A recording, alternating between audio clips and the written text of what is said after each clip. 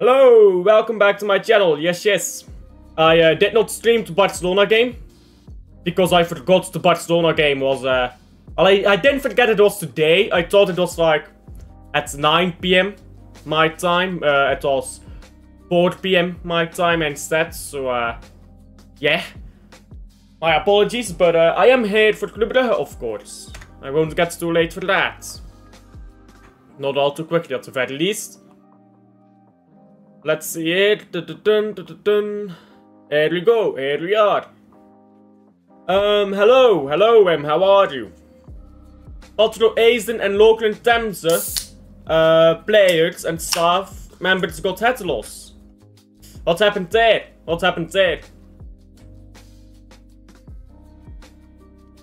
Big up to the shield.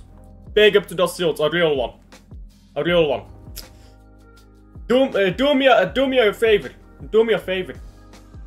That's all I'm asking, isn't it? Do me a favor. Do subscribe, because we are getting very close to 500. Now Club Brugge is taking the first kick-off here, it seems.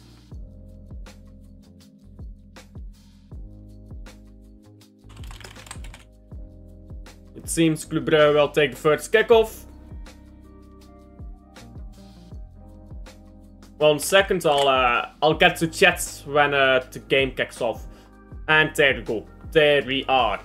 The title is done. So, big up to the Community Shield winners, Bayern München.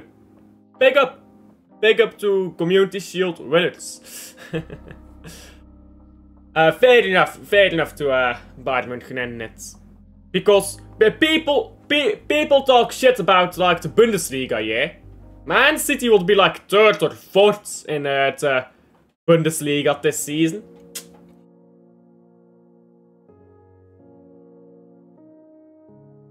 I'll go 1-2 Club Brugge, 1 Genk, 2 Brugge. That's what I'll go for. Ajax lost 3-0. What is Ajax doing? Or they are losing. It's not done yet, but what are they doing? It's now suddenly 1 point difference between Ajax and PSV. Are those men trying to lose the title, bro? Like, you know. What is this aggression, by the way? You see how they start off so aggressive against Club Brugge? I have watched Genk all playoff. I have watched Genk all season. They do not start off with this type of aggression against anyone except us.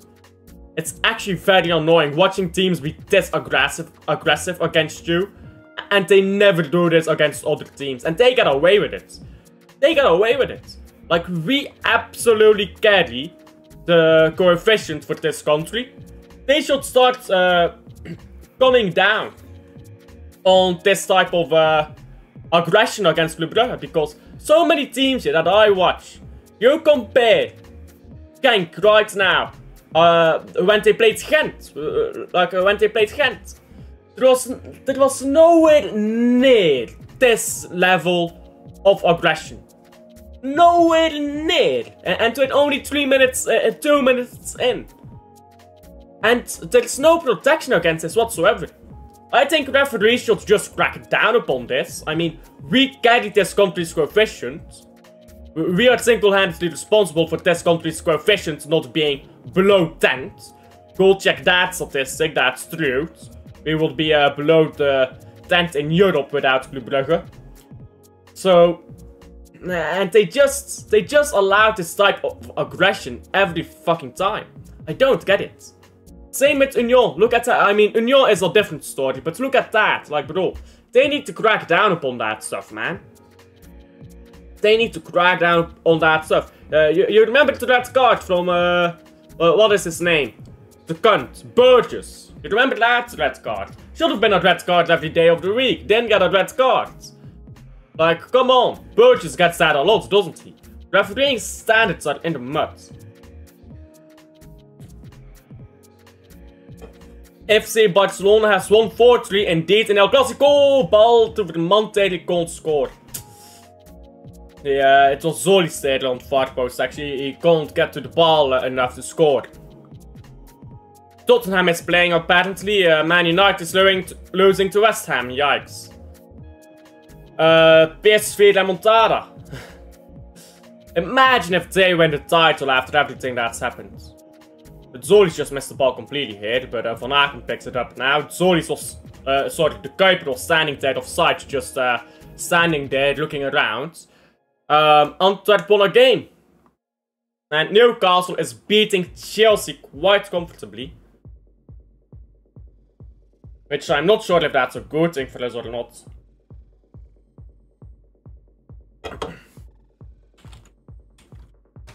Because currently, you go to the Premier League.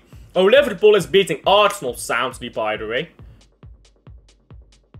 Did Salah scored in that? Let's check that out. Luis Diaz and Gakpo scored in that. It's 2-0. It's the second half just started in that game. No assist from Salah. No GA from Salah. Yeah, it's a ball over the bar here by Club Brugge. But yeah.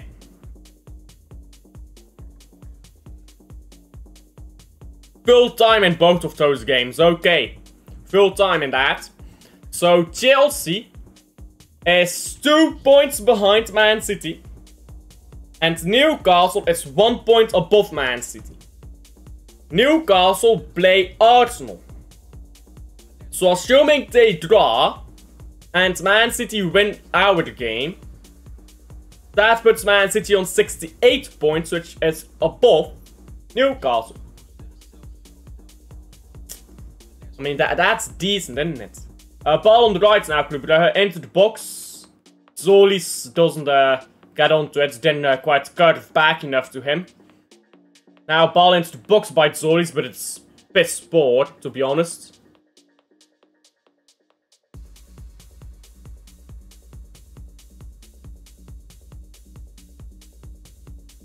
Hello, hello, how are you, Rosa? How are you?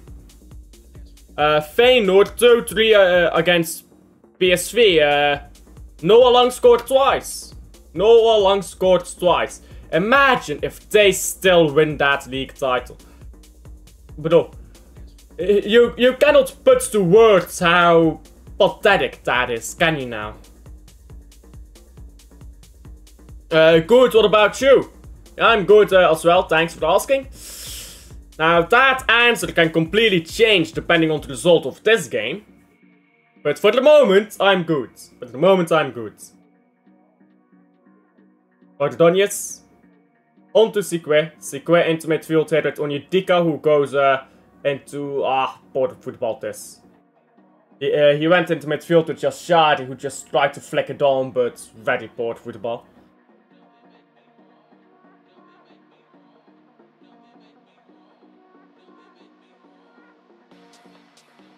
I'm not sure why Jutla is not playing in this. I mean, I know he's a sometimes guy, but like, you know, Michael is angry apparently about something.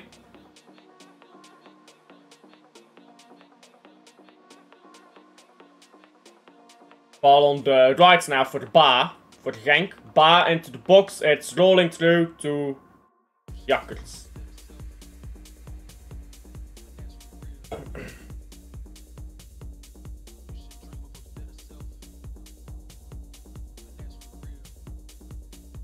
Brugge long ball now down the left. Vetlesen. Or sorry, the Kuiper just won't get there. Balls are not good enough at the moment. A bit poor passing here, this. Club next beat PSG under 23 apparently, and by quite a convincing score. Now Smets. On to Kayembe.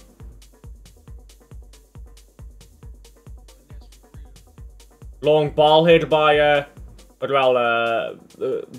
Forwards ball here by Genk. Ball goes into midfield there to Dolzowski. Dolzowski lays the ball off with Sturkers, who has a shot. It's poorly packed away by Northern Jakkers, who really should have it in his ball, in his hands. And now Sturkers again. Sturkers shot takes a deflection and goes out for a corner. Goal Arsenal, by the way. A goal to the Arsenal. 2-1 in that game, or 1-2 I guess. Club Brugge building a stroke team. We're building a monster team, we're building a stroke team. Forget monster, we're building a stroke team. Quarter now to Genk. It's like if that monster team actually showed up for the fucking league game for once.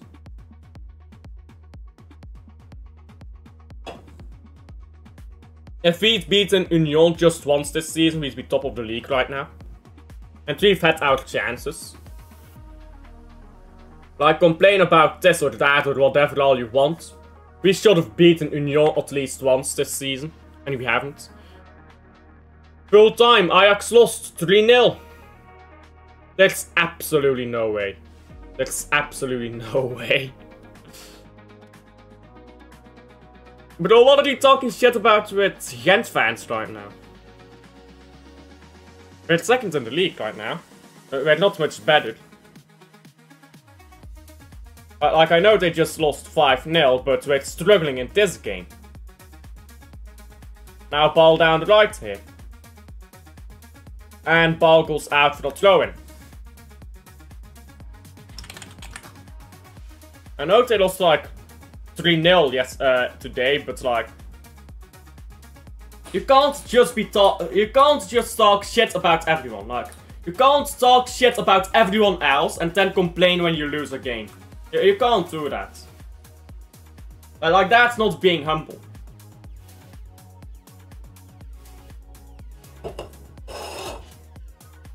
If we were more humble, maybe we'd be top of the league right now.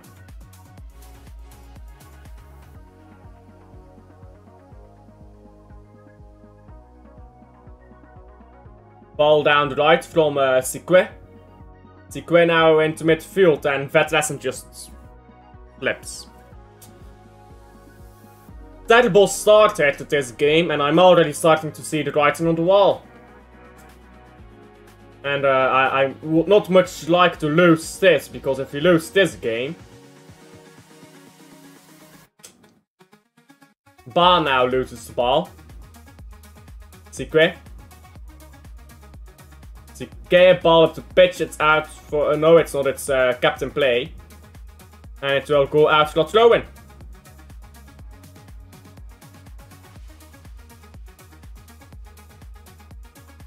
I'm not sure if it went out for a throw-in or a goal kick, actually.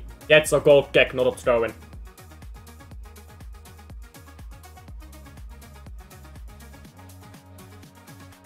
They need to start putting some energy in this game and some precision. The precision of passing and everything has been very poor. Ball up the pitch now. Is Zoli's double still on? No. Even if we win all our games, I mean, Union will win as well. They're not going to drop points anymore. Shot from distance now is blocked. It comes back here and Club Brugge tries to play one into the box. It's poor, lad. Maybe should have just shot here. Then again, it is a corner now. Yeah, corner to Club Brugge. Obviously no offside because the ball claim of a Genk player. And he was well onside when a Club Brugge player last touched it. The Kuiper and Zoli's both standing over this corner. The fuck is this shit? One of you get in the box, bedoel. You don't need two corner takers. Like, what is this woke liberal nonsense? Ball headed away now. Sikwe. The poor touch by Van Aken, but he holds on to it. Now goes backwards. Look at this sloppy passing, man. Sikwe. Now into Northern Jakkers. Jakkers plays a long ball. It's cleared away by Genk. Now it's a free kick to Club Brugge.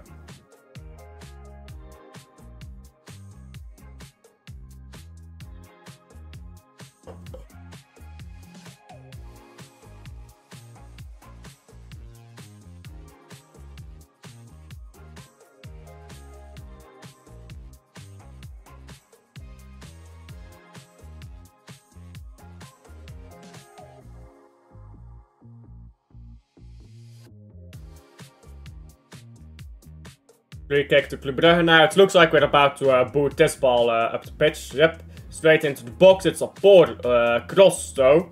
Now Genk with the ball on the right here. El Wahdi.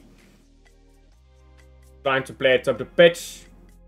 Into Bonsuba, who goes backwards now quickly down the left by Genk. Kayembe. Into midfield. Ball smartly lets it go for Rozovski, who goes into midfield now. Runs up the pitch. Heinen. Into Sadiq.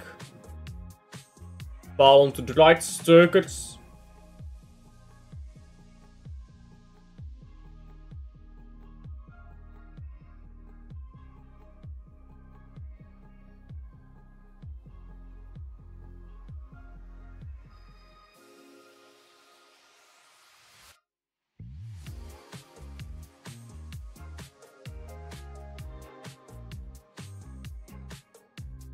What caused you not to win the title this season?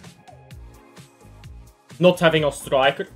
For most of it. And now we have a striker in Vermont, but for most of the season we had fucking Sankilex up top. And we were playing Jutla, who's not a striker, in the striker role. Like, that's been our biggest problem this season, a lack of a goal scorer. You see it with Real Madrid as well. Like Real Madrid, yeah, great, you have 3 world-class wingers, but you've got no striker and you suck. Like, imbalanced teams, I think people just want all the best players sometimes and they forget about balance.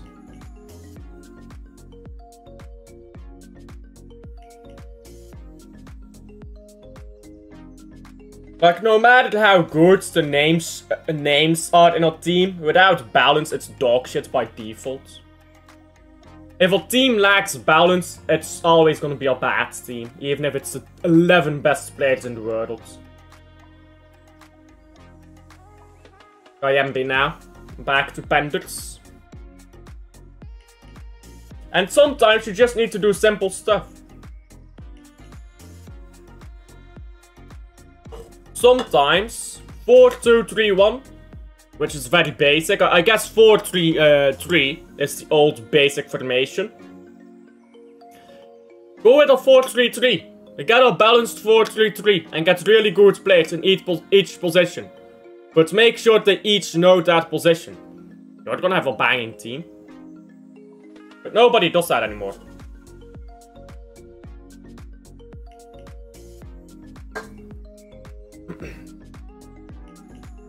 That's part, I say part, of why Genk has been decent this season. I don't want to say great, because if they played European football, they would be nowhere near. If they were in European football this season, I don't think they would have been top 5 at the end of regular season.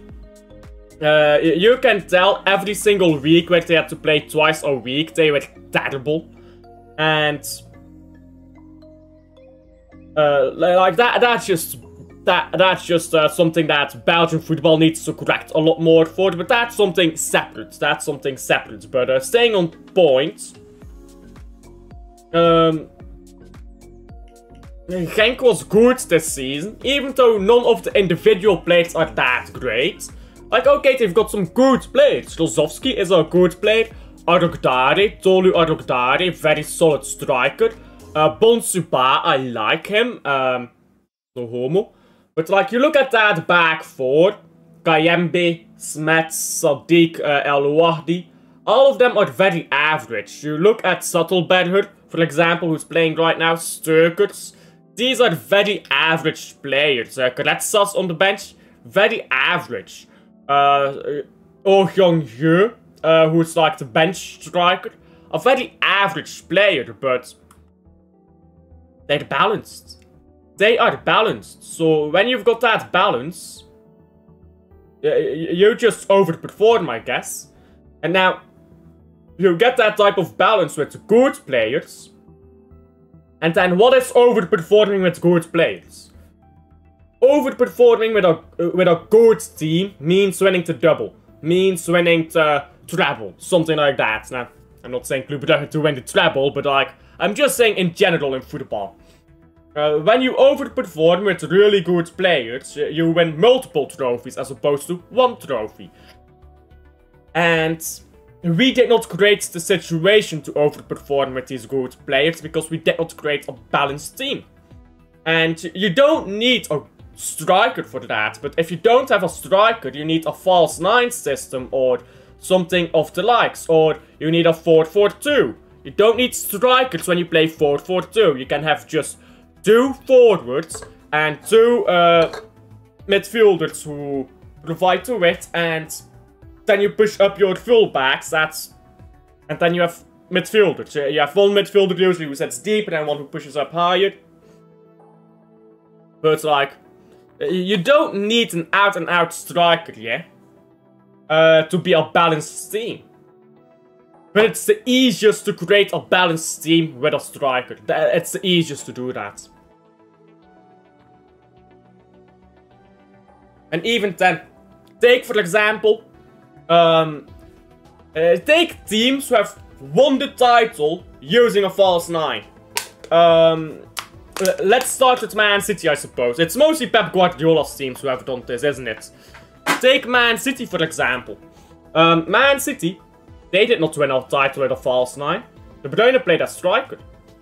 But he was a false 9. No, he wasn't. He was a striker. So was Foden. But people don't understand the difference between a false 9 and a striker who does more than stand inside of the box. I think people are so numbed to what a striker is that anything which doesn't just poach goals becomes a false 9. Such as, again, De Bruyne. In that season where he scored 17 goals. Oh, false 9 De Bruyne. No. He was a striker that season. He was not a false 9. Like, it's such a weird thing when people say false 9 De Bruyne. Like, that never happened. He did not play as a false 9 just because he dropped down a bit to help it play. Harry Kane does that as well. And Harry Kane is not a false 9, is he now? But I think people are just so stuck in goals and they think midfielders can't be strikers. Which is obviously nonsense. If you're world class, you can be world class in multiple positions. A world class centre back can be a world class defensive midfielder or a world class left back or something of the likes, depending on their profile. Take John Stones, world class centre back, world class midfielder. Take Rodri, world class 6, world class 8, world class 10. In each midfield position he is world class. Take De Bruyne, world class 10, world class winger. In his prime, maybe not anymore, but in his prime. Take Kyle Walker, world class right back, world class goalkeeper. No, but Kyle Walker, you put him in centre back, he would have still been good. And then people are like, oh, but they're not as good in that position as in their native position. And then I'm like, well, no shit, Sherlock. And then the other team that won a title with a false 9. FC Barcelona. In fact, they didn't win a title with a false 9. You remember Messi's false 9 seasons? They didn't win the title. They did not win the title.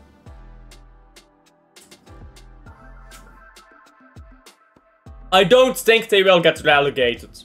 I don't think they'll get relegated. I think they'll beat Butler Aston. But that's just me personally. Ball with Shashari now.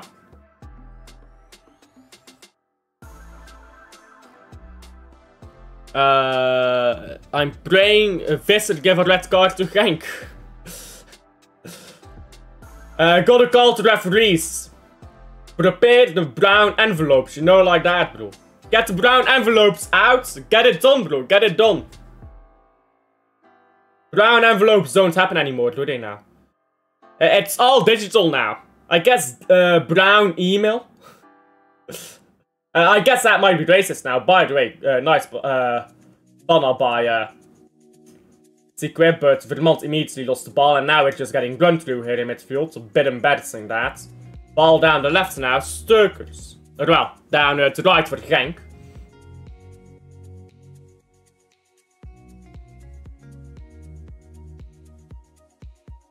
And now ball won back by Club Brugge. Onyedika. Onyedika backwards. Ordonez. Ordonez goes into Northern Jakkers.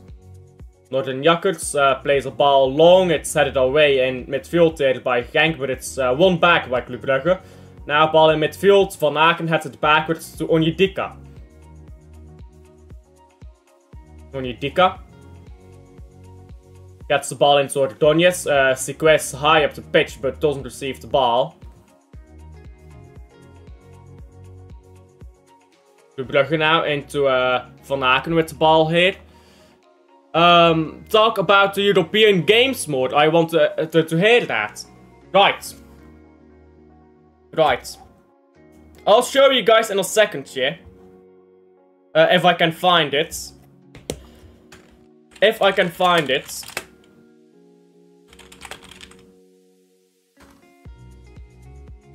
I'll show you guys some financial statistics.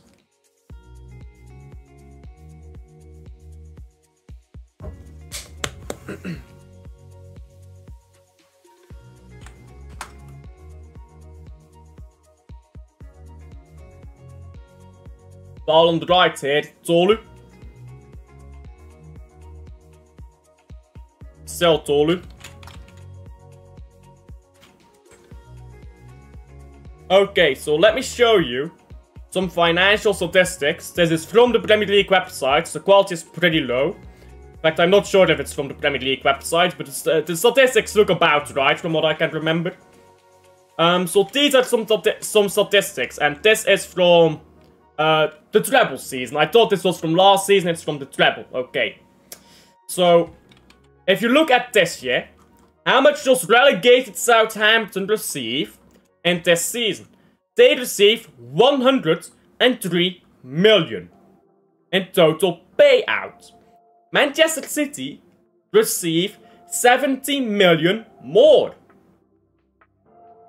That gap is bigger than the total prize money that the winning team in Belgium earns.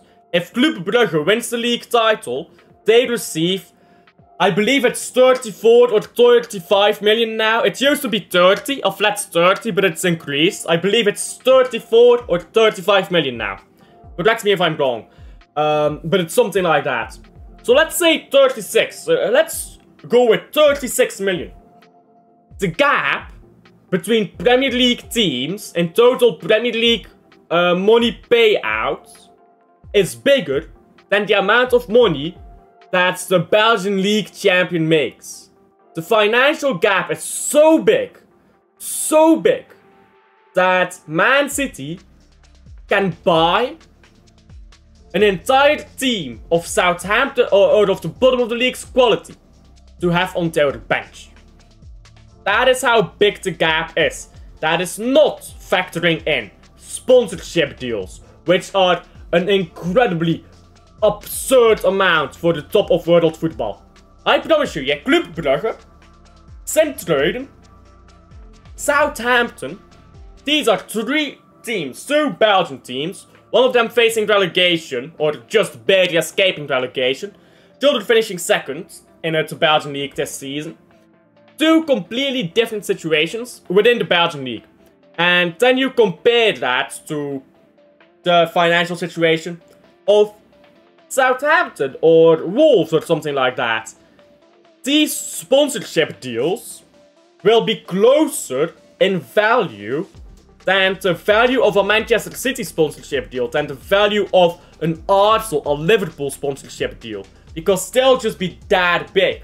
So basically, the financial gap between the top four and the rest of the Premier League is so much bigger than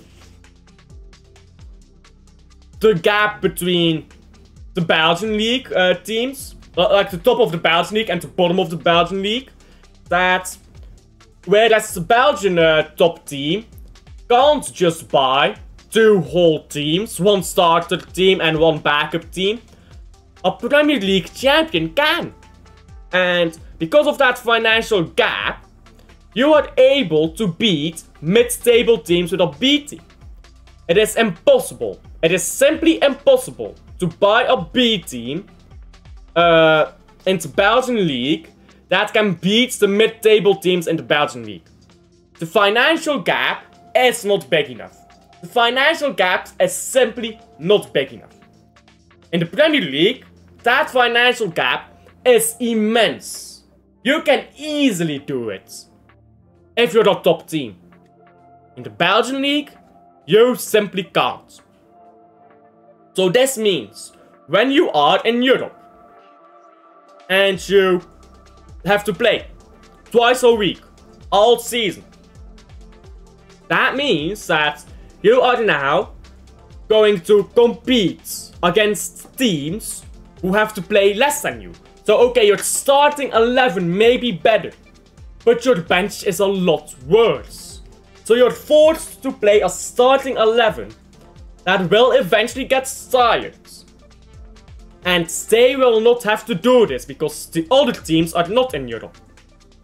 This leads to an undeserving team becoming Belgian champion. How? Because... and that's why the playoff system was invented, by the way. Because the longer you are in Europe, which means the better you do for Belgium, the longer you penalize yourself with being in this situation where you play thrice a week. And again, Premier League teams, the gap is big enough to buy a bench that can compete with the rest of the league. In the Belgian League, this is not the case.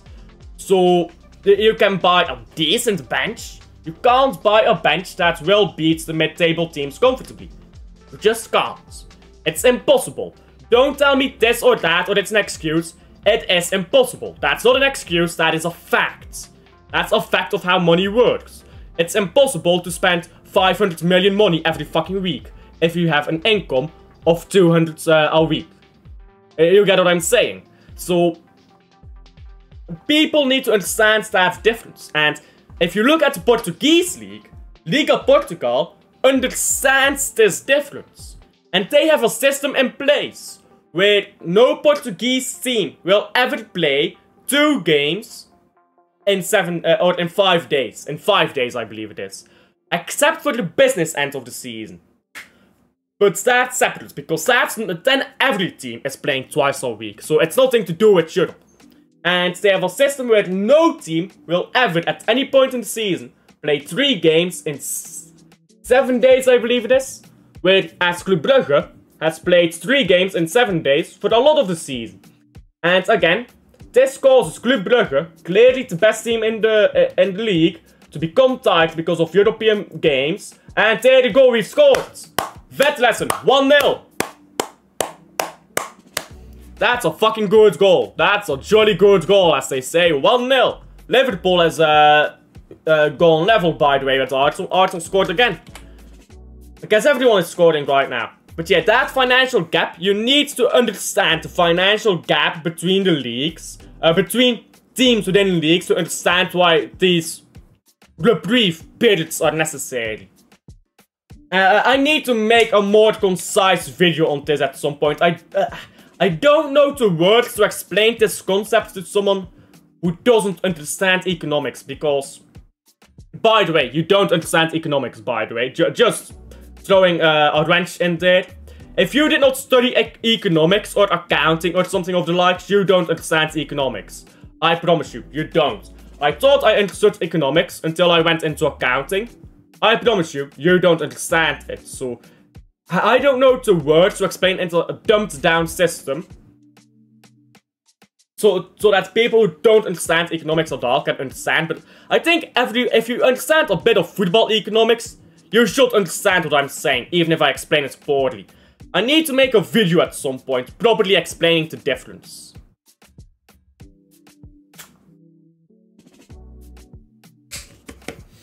Let's go, Hugo Vetlessen. There you go, brother. There you go. Ball rolling backwards now to Northern Jakkers. Jakkers onto Ordóñez.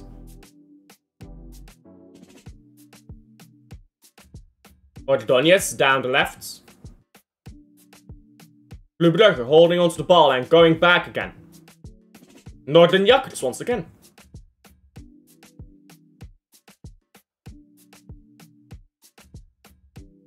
Running up the pitch now, Club Brugge, and they leave the ball down the left here. How do you fix that then? That's a good question. That's a good question. Here is how you fix it. Fuck 30 for the game seasons. Make a 30 game season for the Club Brugge, or for the Belgian League. And I'll show you why. I'll show you why. Yeah. Let me share my screen again. We're in Paint right now anyhow, so I can show you this. So, let's make some comparisons, yeah? So, I don't know how big this is. That's what she said. So, let's say 40 games season. 40 games. Yeah, let's just do like this.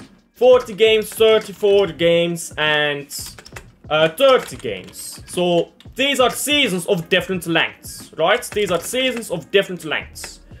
I'm not sure how well you guys can see that. Pretty well. Yeah, you can see it all. Yeah, perfect. By the way, Club Brugge had another chance there, but did not score. And length of seasons. So 40 game season is what it's currently at. Currently, the Belgian League is at 40 games. I'm gonna put a big star next to that because, well, let's make it closer. Currently, this is how the Belgian League works. You have 10 playoff games. Maybe I should put that here in red as well.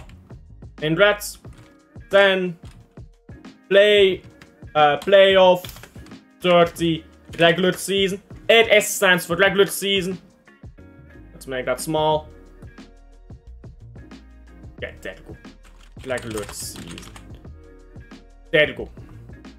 Extra explanation towards that 40. And that's what we are at now. That is how we play now. So in this 40 game season, Club Brugge has absolutely no chance for the rest. And we're starting to play football way sooner. So Club Brugge always in Europe. Just simply always in Europe.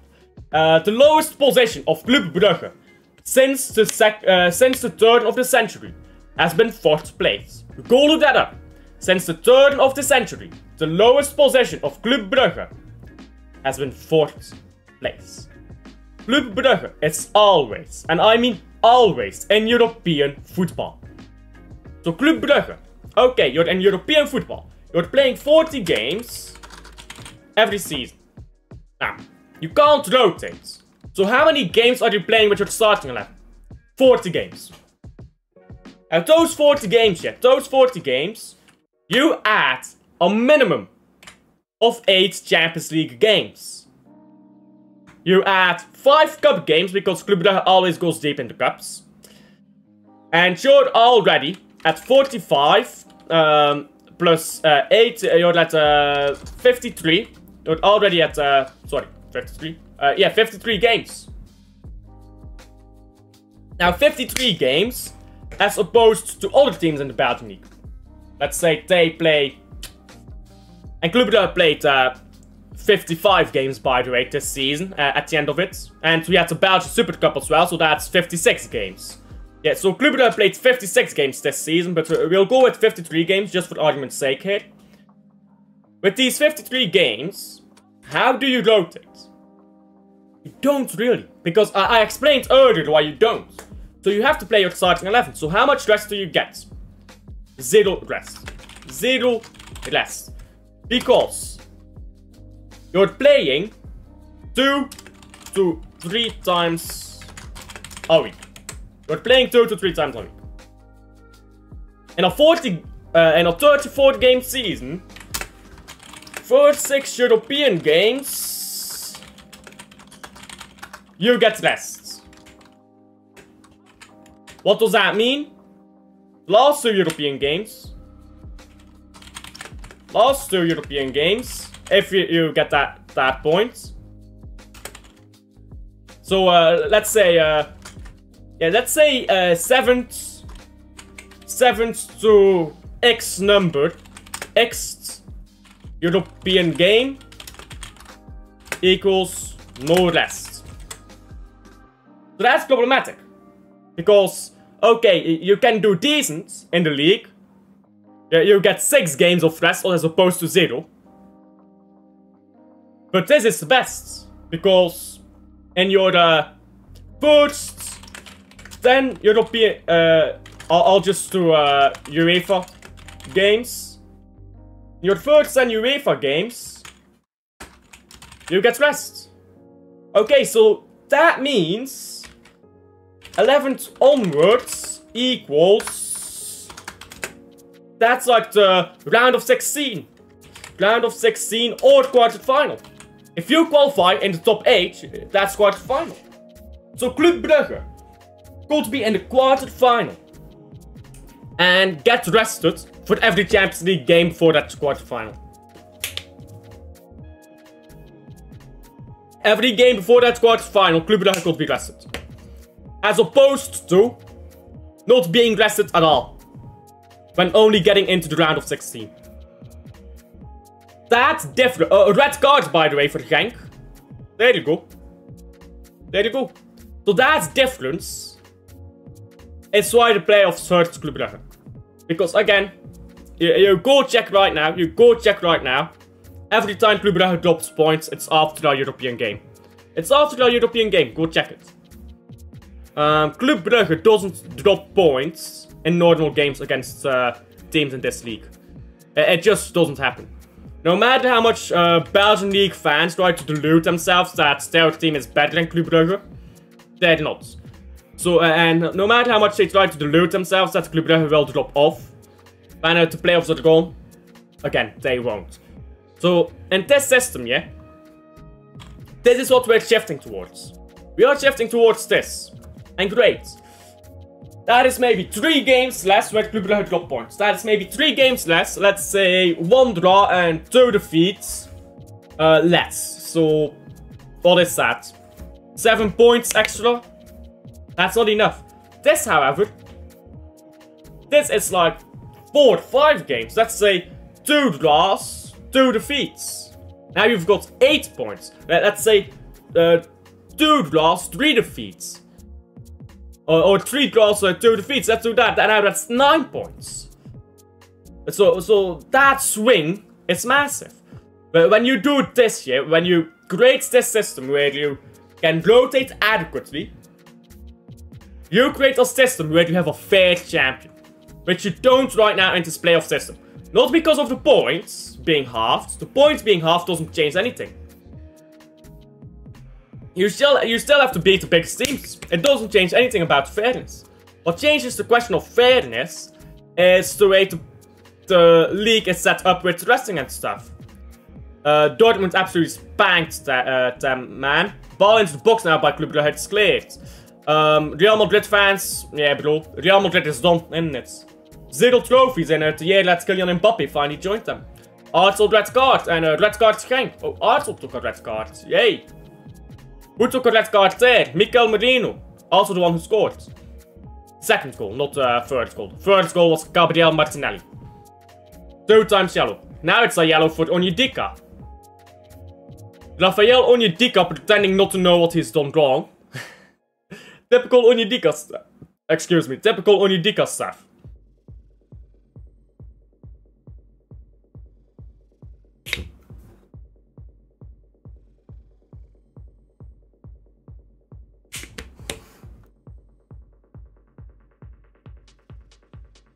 And we're approaching 45 minutes here. Ball to the left. Genk.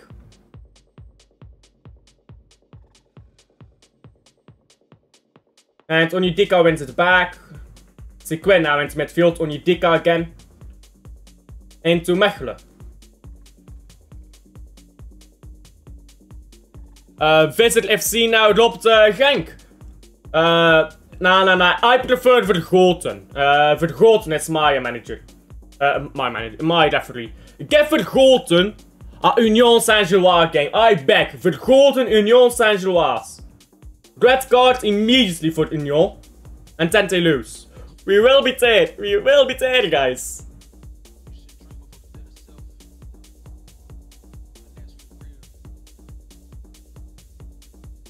Free kick, by the way, to Club Brugge.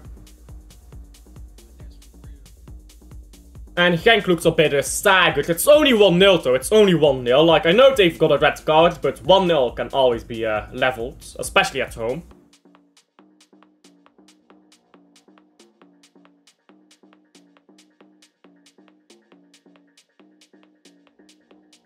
You definitely need to make a video on that. Oh, sorry, I clicked wrong. You definitely need to make a video on that. So yeah, I do. I do need to make a video on that, don't I?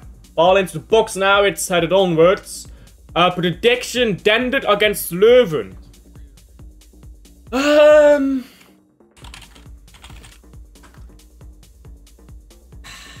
Let's see. I mean, it's a dead game anyways. Both those teams are dead. I'll go a draw. I'll go 2-2. I'll go 2-2. Ball up the pitch now for the Club Brugge. Vetlessen has gotten onto it as well. Vetlessen can't keep the ball. Now Genk down the right here. Up the pitch by Genk. It's a good ball up the pitch. No, it's not. It's way too easy for the Northern Jackets to get onto it. Now Onyedika. Vetlessen. Just went backwards there. 2 shots on target by both sides. I mean, 7 attempts in total by Club Brugge though. And 2 minutes of stoppage time.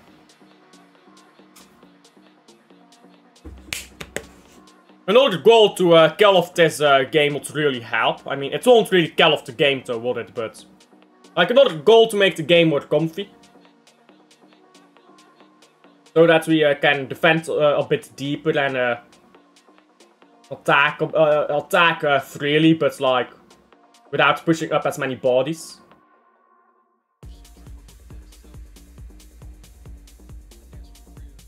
And it looks like Yashari has stayed on the ground. What's happened here? I'm not sure why he's gone down like that. It looked very innocent. Not sure why Yashari went down like that. That's a bit weird.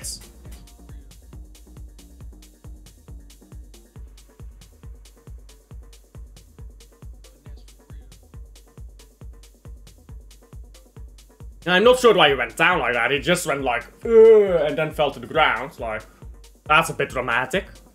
You barely got touched. Like, that's modern football, isn't it? Like, I can't stand it when modern footballers do this. Like, all the drama and stuff. Like, drama. Big up to League Gunner.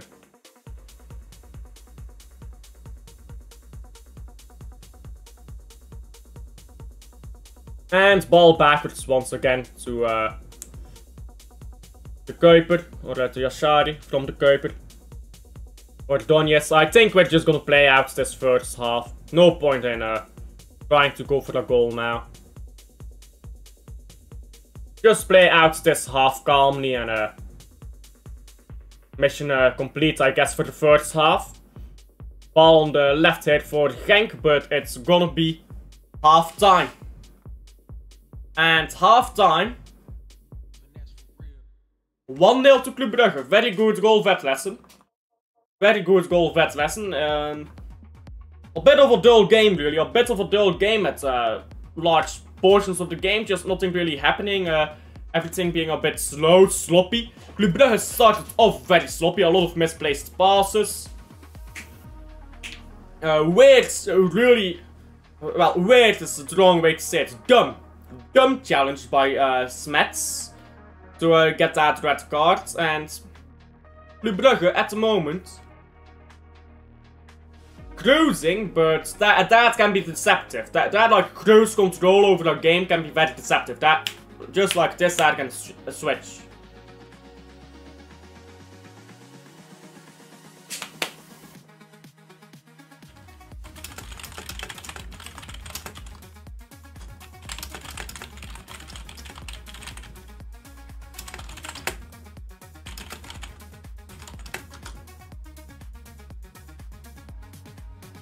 Hugo Vetlessen, by the way, got that goal with 0.14 XG. Now, that might not sound like a lot, but that's actually more than what Haaland got in the game against Southampton. Sven Vermont is at the game, by the way, the dad of Romeo Vermont.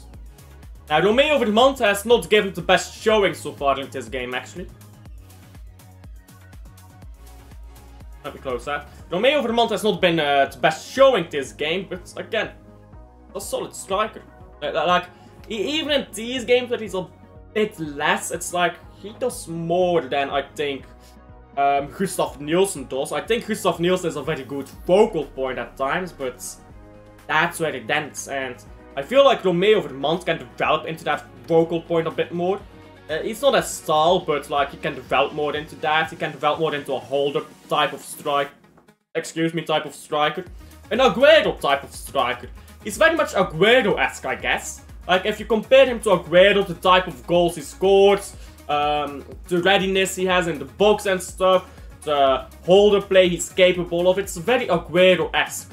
Not Aguero quality, but it's a very similar type of play, isn't it? So, and a bit more development. I really hope he stays, because that's how good he is.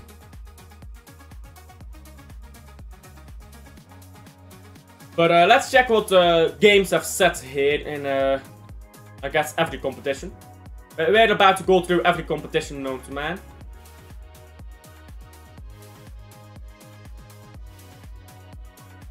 Tender, not really what I'm asking for, but and Gent got a red card today. Yeah, typical Gent stuff, so and it. Oh, that's not what I wanted to do. Arsenal. Still 2-2 in that game. Still 2-2. In fact, I should look this up on SofaScore, because SofaScore is faster, I believe. Liverpool, Arsenal.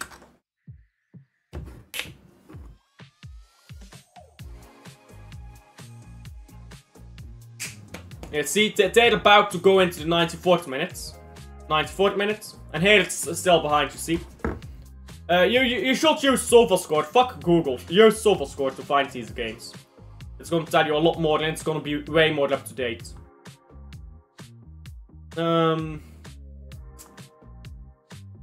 Why do these managers never use their fucking substitutes, you know? Like, it's so tragic when these managers refuse to use substitutions. But Arsenal draw doesn't really mean a lot. Now, what does mean a lot is this. Oh, okay. Standing tracker. Arsenal has not been top of the league once this season. Isn't that tragic? Arsenal this season has not been top once. Liverpool fell second at some point, not sure to who. It can't be Man City. I'd say second to Man City at this point. I don't think Man City was that hot anymore at this point, but yeah. Since the 27th of December, it's been Liverpool top, Arsenal chasing. What does that mean? Is that how many games have been played? Yeah, that's the game week. Okay, so yeah, game week 9, they were apparently second Liverpool. How many weeks is that? Like 6, 7, 8. So 3 plus 10 to 33 is 14 is 17.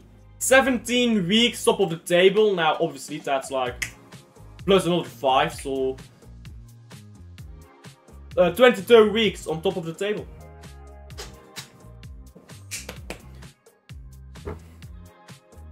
Newcastle just 1 point above City, but if we look at games left, Newcastle, United, yes. If we look at the games left to play, Chelsea FC, who is close enough to still get above City? Because 2 games left means 6 more points to pick up is 68. Forest. Oh, yikes. They might not get shuttled. They may not get shuttled.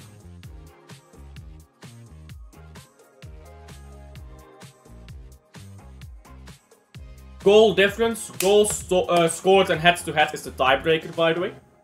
So, Man City is obviously gonna qualify above all of these teams around them, except maybe Newcastle on goal difference. So, you look at currently Forest is no concern, I believe. And Aston Villa. And Aston Villa still has to play against Tottenham and Man United. We will do Man City as well while we're on it.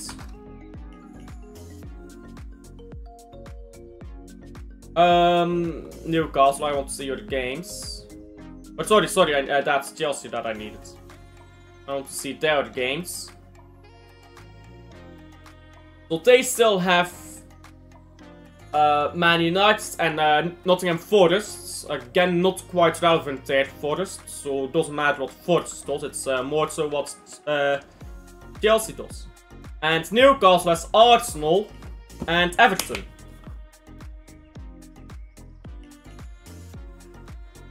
Man City, assuming they drop points in one of these games, let's say win and lose, Man City go to, what is it, 68 points. So 68 points.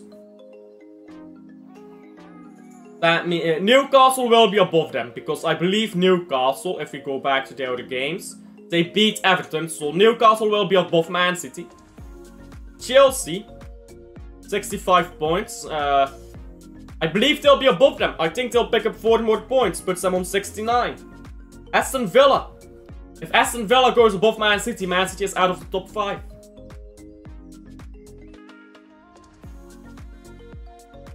That's 6 points, I believe. That is 6 points. That puts them above Man City. Oh, big trouble for City, isn't it? Big trouble for City.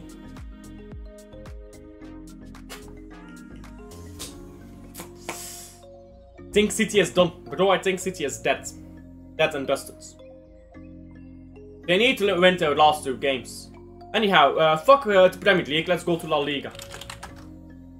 La Liga. Yeah, this league is done, isn't it? So, I mean, this is done. 3 games left to go. That means 9 points left to pick up. Real Madrid can get a maximum of 84 points. Barcelona needs 1 more win to win the title.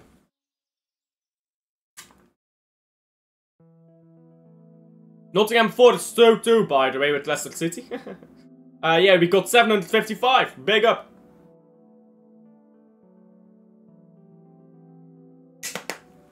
Big up to whoever subscribed. Appreciate that a ton. Like and subscribe if you haven't already, because second half should kick off soon. What Barcelona's last games? Matches. Espanyol away. They probably win that. Villarreal at home. Probably win that. Athletic Bilbao away. Probably a draw at least, so... I mean, they definitely win one of these last 3. Which is them winning the title. But let's assume Barcelona do not win a single one of their fuck off. I mean, SofaScore, not you guys. Barcelona probably win one of their last 3 games, which wins them the title. But let's assume they don't win any of them. Now, if they get 3 draws, that's too much. So, let's say they lose all 3 games. Madrid can get a maximum of 74 or 84 points. If they get 1 draw, they go to 82. 82, I believe its goal difference is not enough. Is goal difference a tiebreaker? I believe it is, right? La Liga. Goal difference is tiebreaker, right? Oh! It's head to head.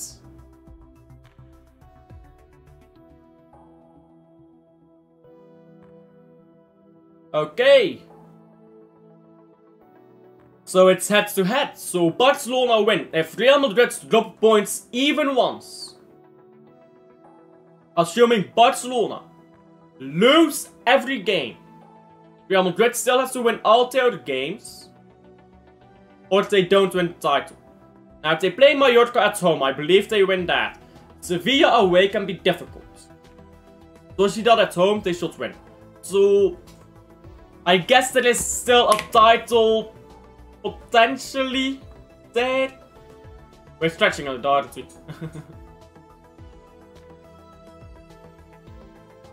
Atletico Madrid out of the title race there as well.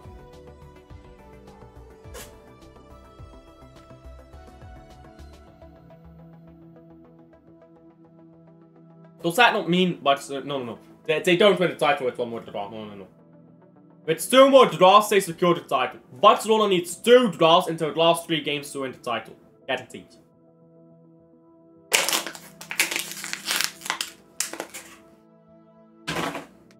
I think they do that, to be honest. I think they'll win against Espanyol. Right, let's check Bundesliga.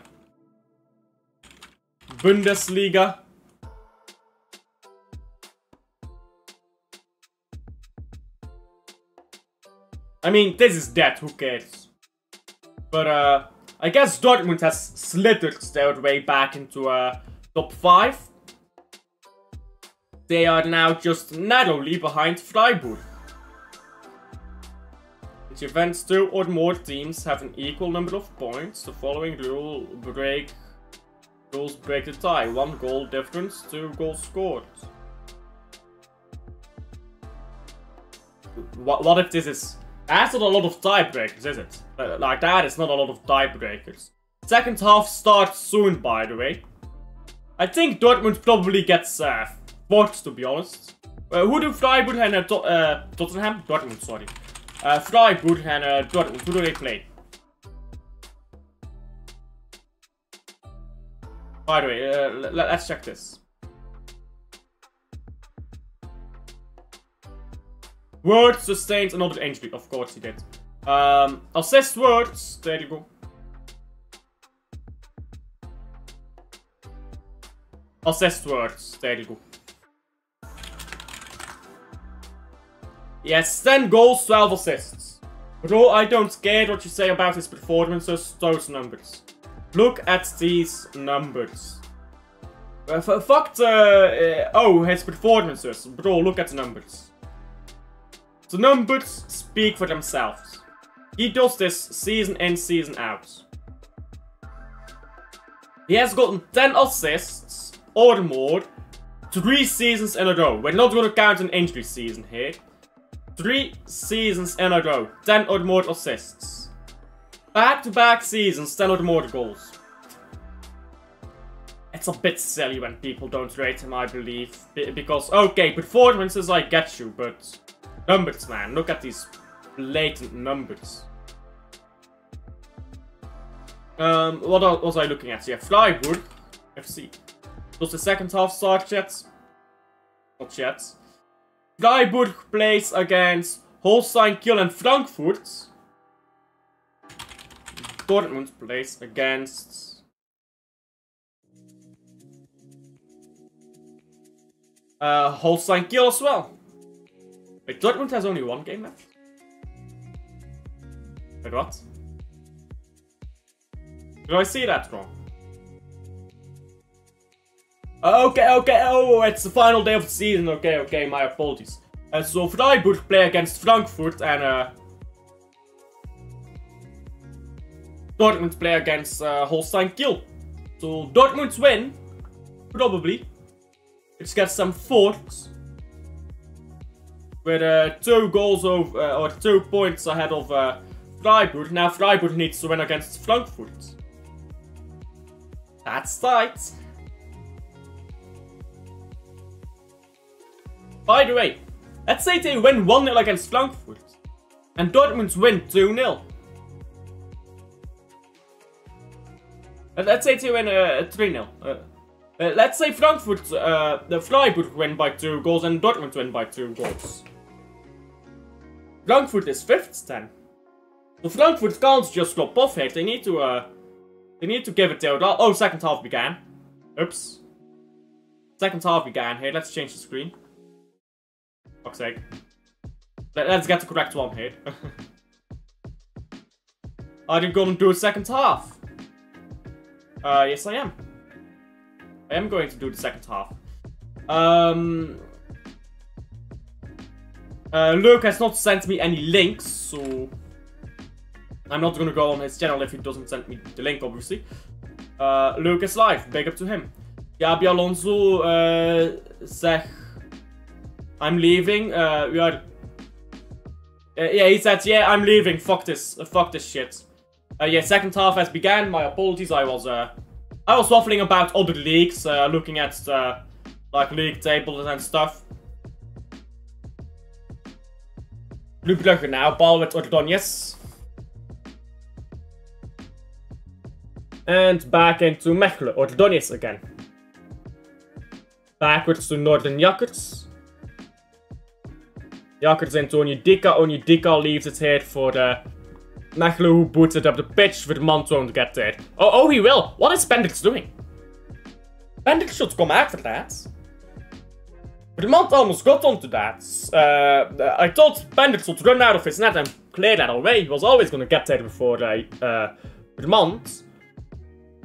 If Sadiq didn't get to the ball first, they could have been in big trouble. Yashari now, Van Aken. Good ball onto the left side for the Kuiper, who crosses it into the far post. Sique into the box, and oh, it's gone through the entire box somehow.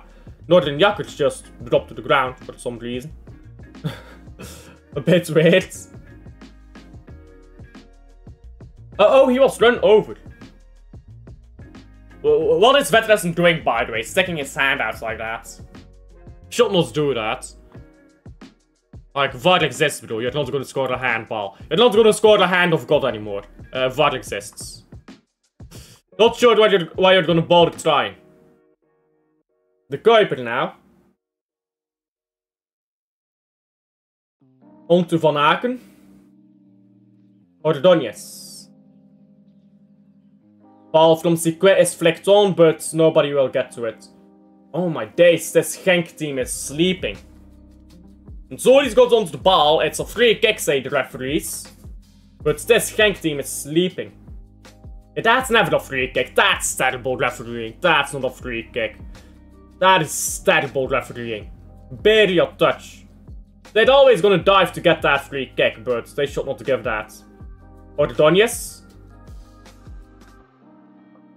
Are they giving a free kick now to Genk or what? What is this nonsense? What are these soft-ass free kicks? Okay.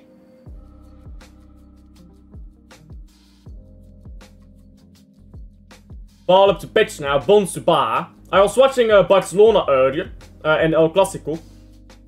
I didn't live stream because I was way too late to live stream that game.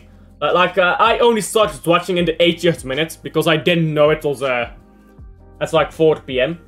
So I was watching the last 10 minutes of the Barcelona game earlier. And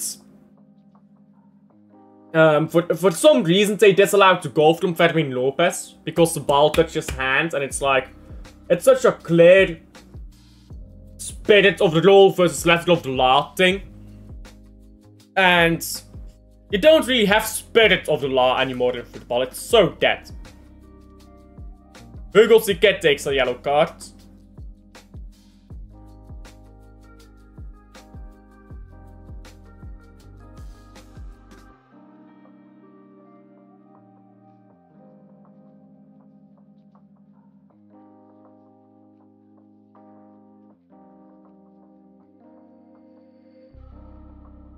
Now free kick for Genk. It's whipped into the box and it's cleared. It's back into the box, but not very well played by Rozovski there.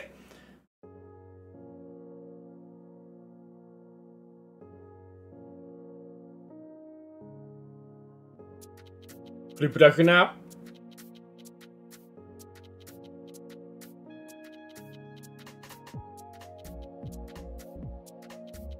And ball down the right, Sique. And ball just took a deflection there, now Genk again. Tolu. Allows a ball to roll out of play.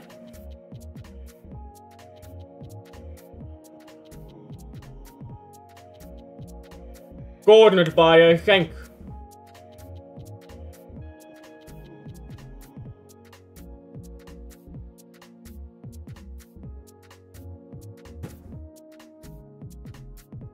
You take any of the Genk players at Brugge.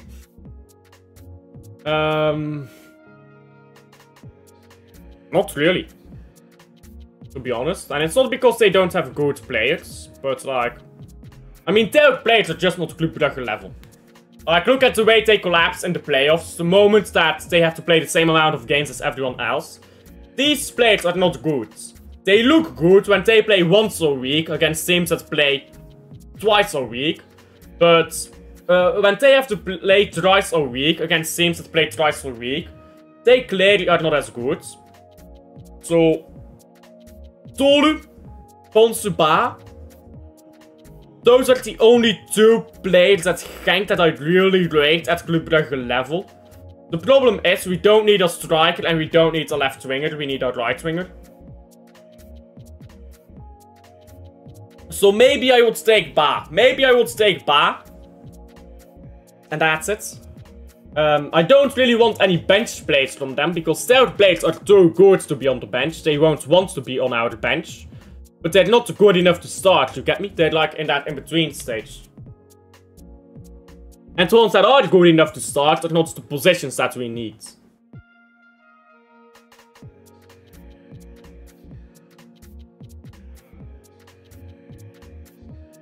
And ball's won back hit by Club Brugge now.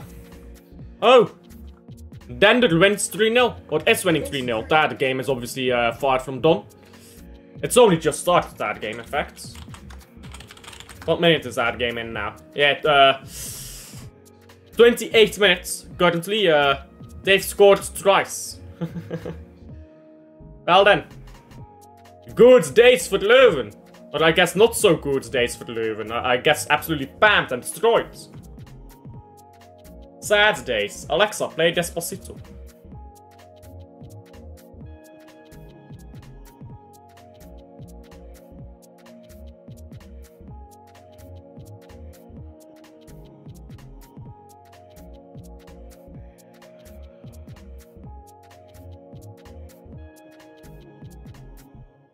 Ball up the pitch, and now Van Aken onto Ordonez. Van Aken, Ordonez again. Mechelen into Onyedika. Onyedika's ball now down the right here, running into the box. CK crosses it in, it's out for a throw-in. Out for a throw-in.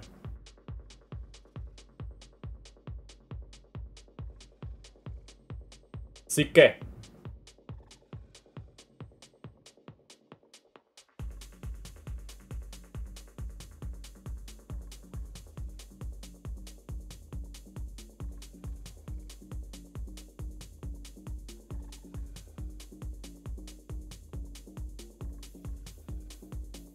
Ball thrown in now by Club Brugge.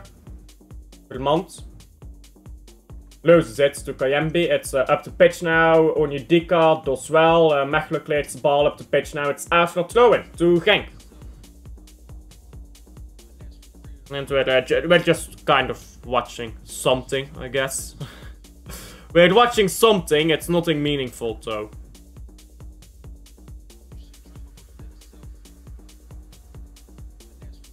De Kuiper. Mechelen. And Van Aken. A lot of space here down the left for De Kuiper.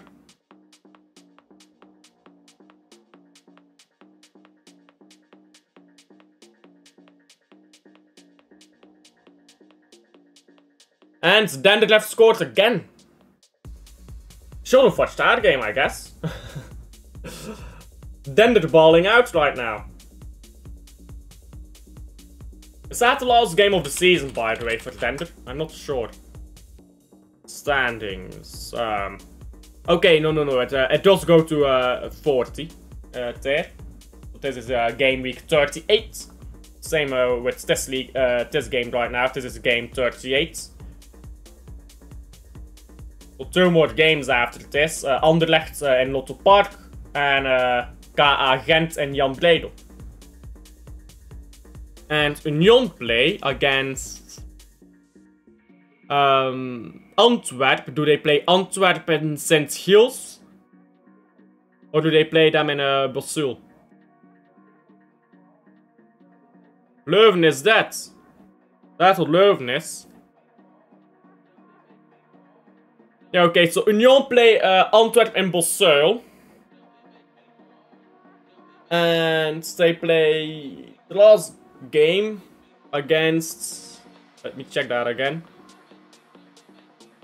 Against Gent. Oh. Wait, who do we play last game of the season? Do we play Antwerp on the last... yeah, we play Antwerp.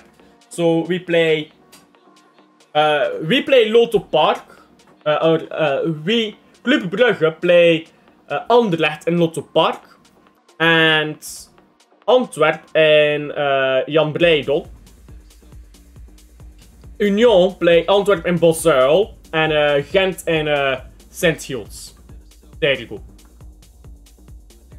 I finally got that one right.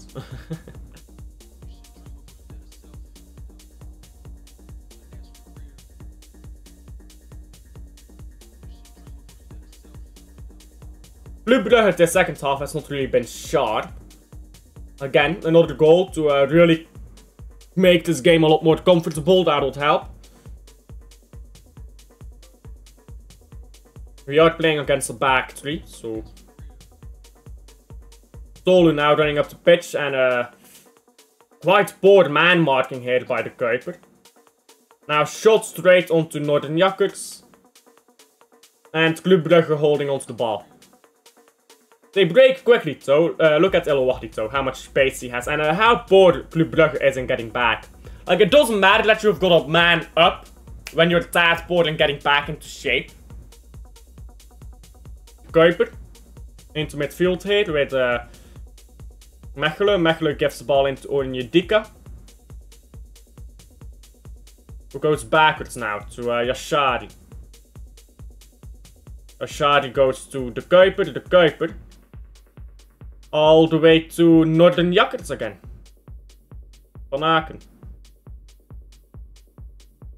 Now ball out for the throw-in.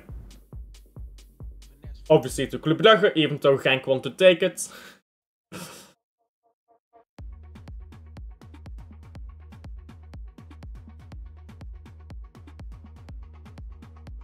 And the time wasting has begun, guys. The time wasting has begun. Wasting time on throw-ins. It's peak, now it's Vermont. Vermont running up the pitch with the ball, trying to go down the right here, but he's having to turn around. Gongolo marked him too closely. Now the ball's gone to Yashadi. Yashadi gets the ball onto Zolis. Zolis now.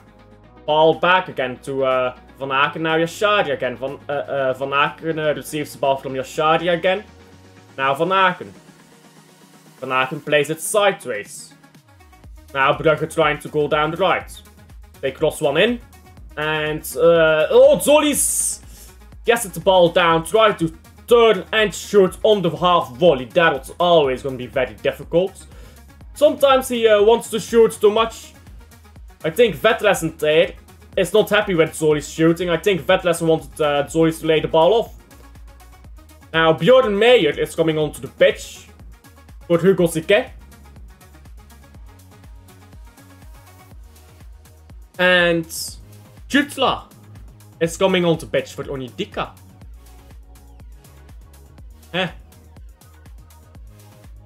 Okay. Casper Nielsen. I mean, Casper Nielsen is on the bench, but fuck Casper Nielsen, I guess. This is a bit of attacking substitutions at 1-0 up against a team with a red card. I mean, you can say on one side, you've got to keep going up the pitch. You can say on the other side, no point in ruining the balance of your team. But oh well. I guess it's trying to prevent a red card. Because both Hugo Sique and Onyedika were on a yellow. So we're trying to prevent any red cards, is what I'm guessing. Ball at the pitch now. Vermont is well offside. And the ball was never gonna... Vermont was never gonna get to the ball anyways. Was way too far ahead of him.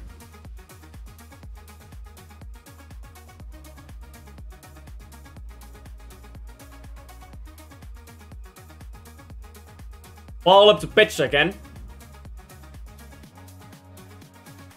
Club Brugge wins the ball back. Yashadi. On to Jutla.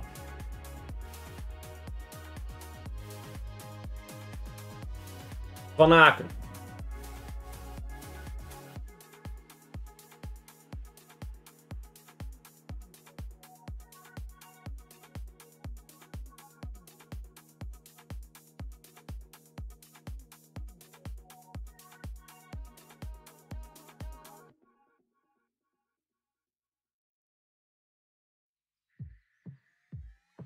Genk.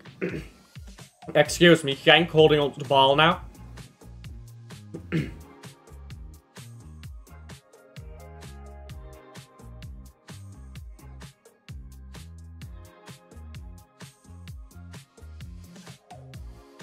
Threatened drama between Tone and the City guy. The City ticket seller, the guy is mad.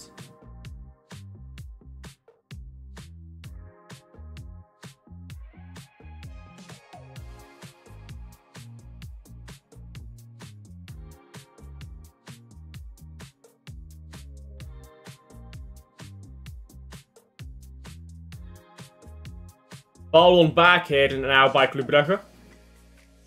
Jordan Meyer, very good there to get the ball back, very physical.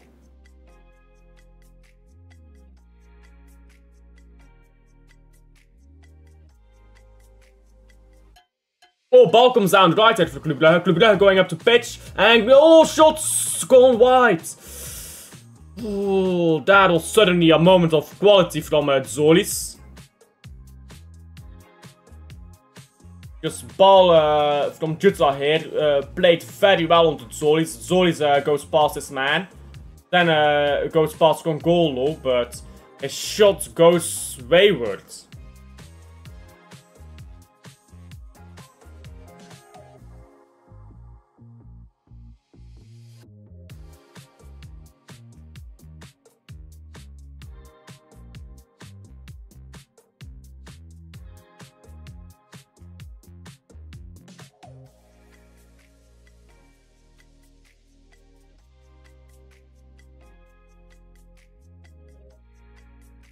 Ball on the right now, Club Brugge. Van Aken.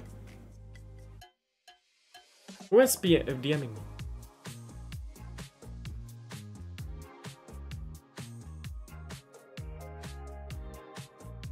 I just got a random DM on Twitter from a bot account.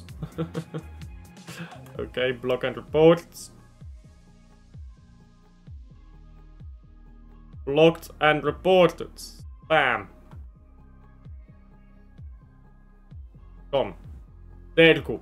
I just got a random ass DM by a bot account on Twitter.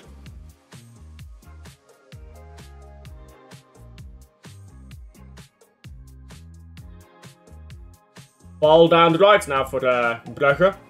Again with Zolis who goes up the pitch, leaves the ball here on the right. Jordan Meyer in a lot of space, Van Aken. Now ball immediately to Jordan Meyer, of course. Meyer just goes backwards. Ashari.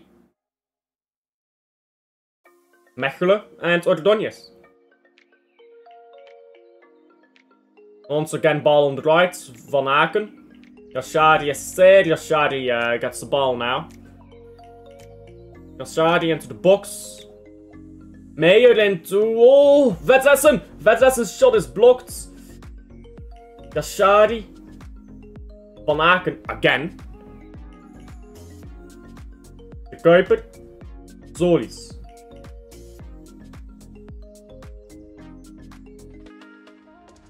Yashari. Yashari again.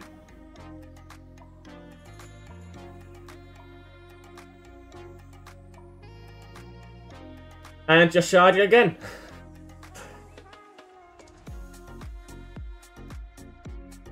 For the month now, ball on to Jutla who scored very well. Oh, that's a very good finish.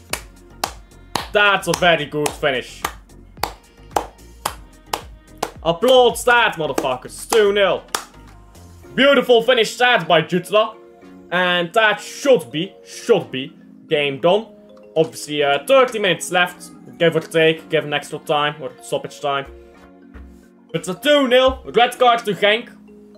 Keep your cool, keep your minds in the game. And we should be alright. We should be alright. Again though, good play here by Club Brugge. Vetressen, by the way, gets an assist for that. Just so you know. Good hold-up play for the month. And again, I compared him to Aguero. And again, look at that hold-up play. That's very Aguero-esque. It's not like physical and all of that. Like, there is physicality to it, of course. But it's like model of finesse. It's like, he's a very similar player to Aguero, I'm telling you. And no, I'm not saying quality-wise. Again, I'm saying style-wise. Because I know a lot of people, when you compare a player to another player, they think, oh, you think he's as good as that player? No. But style-wise, he's very similar. I really like him. And he does have a certain quality about him, doesn't he?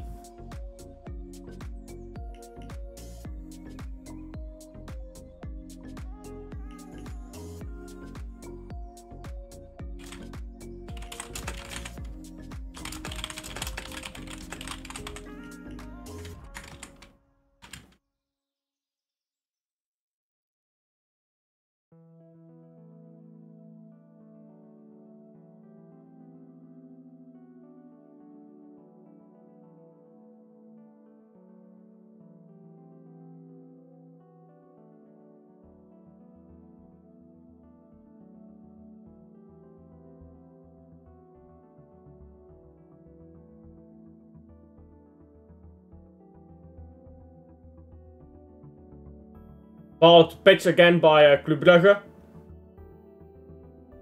Yashadi goes down. Slow in now by Genk again.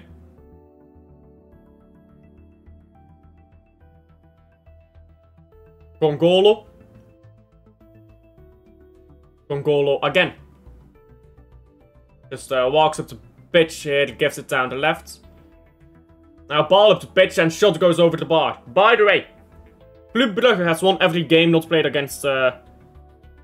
every game except Union Saint-Gilloise and the playoffs. So far Club Brugge has won. But lost against Union Saint-Gilloise once, drew the other time. You're not top of the league. That's how rough it can be. That's how rough it can be. I was thinking Union Saint-Gilloise won't be anywhere near in the playoffs. Like, I thought they would be like 4 or 5 points behind Brugge. But they just keep winning, man. It's fucking annoying. They should have drawn in Genk, not won. That's really the best result, isn't it? That was the scorpion result that everyone celebrated, or well, that I celebrated, but that we really shouldn't have. Ashadi. Then again, if we just didn't lose, fuck winning, if we just didn't lose, we will be top of the league. Vermont is in here, and Vermont's been fouled in the box, surely. No penalty, says the referee. Surely that's off penalty. VAR is going to check that. From the angle I saw, that's a penalty. And VAR will check it. Vermont was just suddenly in there. Yeah, VAR will check it. VAR will check it. I don't think he got the ball at all. We'll see on a better angle though from VAR. Hopefully.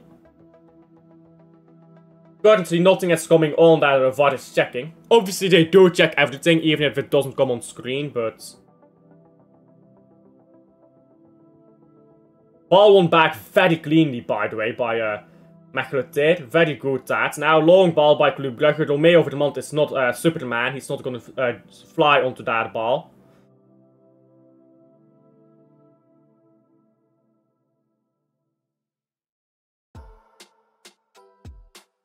Yeah. Vermont has to stay stronger on his feet there. Yeah, that's not going to be a penalty. He has to stay stronger on his feet. Vergoten gives that penalty, but... Visser doesn't. That's why I like Vergoten. Until it goes against you, right? But, like... Yeah, that's not a penalty, I think.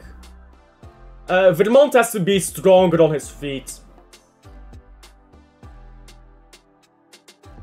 Like, comparing him to Aguero earlier, Aguero just banks the ball into the back of the net instead of diving there. Like, that's the type of stuff he needs to improve in. Fuck diving. Because you don't win anything out of it. You really don't. Not when you have a goal-scoring opportunity, at least. You should just shoot instead of diving. Or shoot, then dive. Insurance policy. Vet lesson. Ball on to the right. Zoli sweeps it in, it's cleared. Zoli's crossing needs to improve though, to be honest. Van Aken.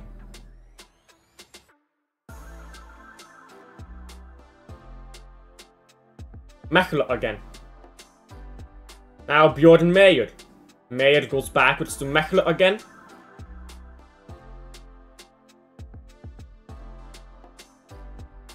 Petlessen. Ordonez. And Genk is just kind of collapsing into themselves. They're not wanting to press up too much because they're afraid of being played through. Obviously a man down, but then they're not winning the ball back, are they now? Poor play that by Club Brugge for no reason, but immediately ball on back there. Zolis now goes down, free kick to Club Brugge. And a yellow card is coming up. Not sure for who, because they're focusing on Visser. A yellow card for Bonsuba, who complained to the referee too much.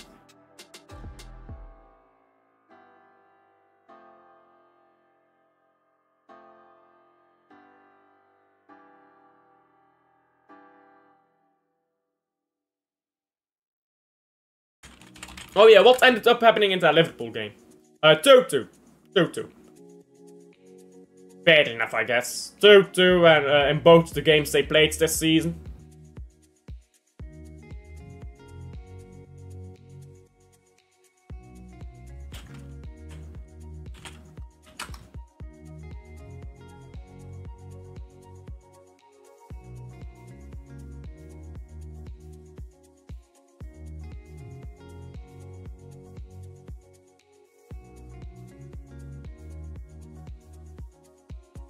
Zolis wants the ball, he's just not getting it. Zolis was an acres of space there, but Yashari just looked up and said, nah. Now Jutla. Ball onto Yashari. Yashari back onto Jutla. Jutla's shot is blocked. Jutla should really go to the left here with the Vetlessen who now gets the ball. Yeah, Bonsuba got a yellow card. For talking too much to the referee. Zolis now. Zolis slips on through for Vermont, but Vermont can't get onto the ball. And that's going to be an obvious yellow card for Vermont. Just sloppy challenge that for Vermont.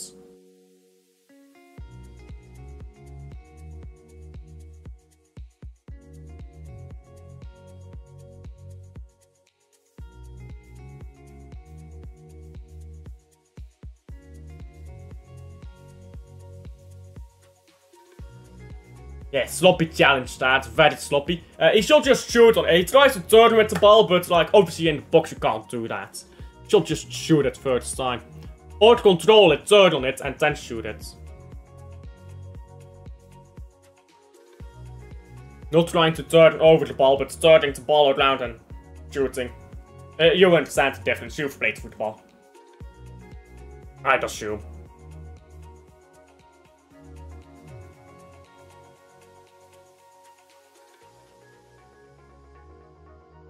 Now, Bonsuba coming off for Sor. Man like Sor, you know. Bjorn Meijer onto Jutsla. Jutsla, Meijer. Oh, Meijer keeps the ball just barely in play. And now runs into Vermont.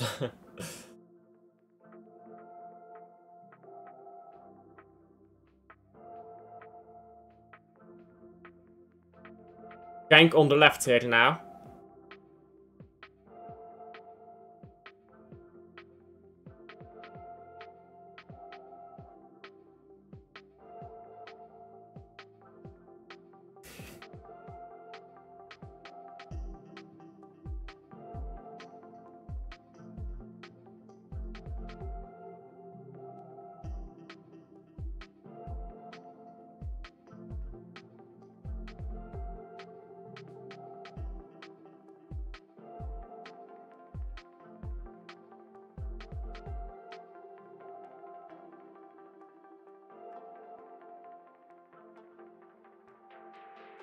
Ball just straggling onto the left side here of the pitch right now. Left side for the Genk, right side for the Club Brugge. Nothing's happening. Just players running circles, just not doing anything. Like, what are you even doing, mates? Goal kick for Club Brugge is taken now, Northern Jakkers. The last 10 minutes of this game may be incredibly boring. Good flick on here, though. Now Van Aken. Van Aken. Look at how comfortably Club Brugge played through this press. Now ball forward to Watchalong. No, it's intercepted very well, but Club Brugge pick it up again. And Bjorn Meijer now into the box. Body's in the box. His cross is terrible. Terrible quality from Bjorn Meijer. I expect higher from that. Or from him.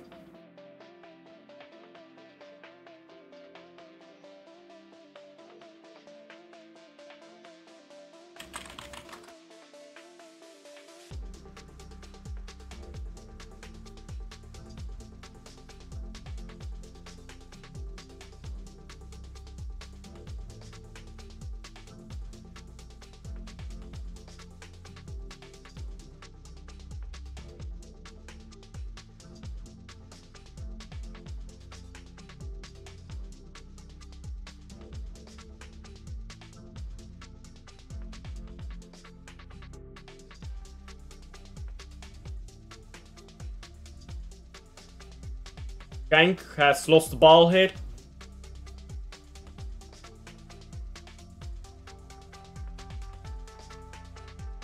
And now ball with Ordóñez.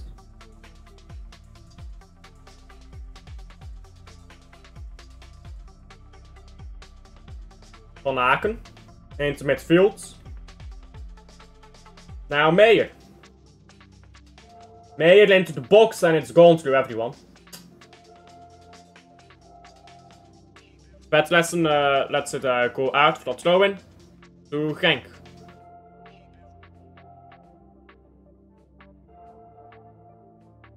Oh, I just got added to a group chat, by the way.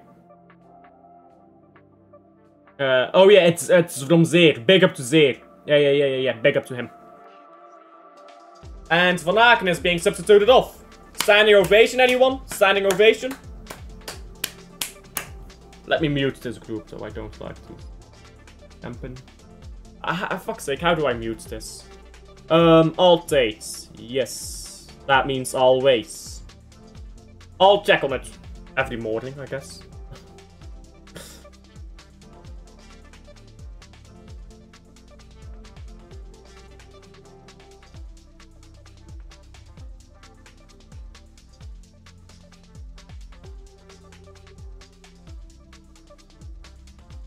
One second. I'm responding to something on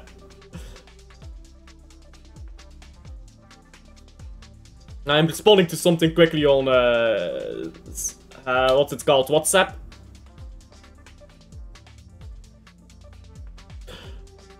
So if you don't know, my name on WhatsApp is Alfie Inge Haaland. My name on WhatsApp is Alfie Inge Haaland. And it says like what is it called in English? What is this called? Like the... Fuck's sake. Not parentheses. What is it called? I'm at the word slipping out of my mind right now. It's on the tip of my tongue. What is the word for? What is...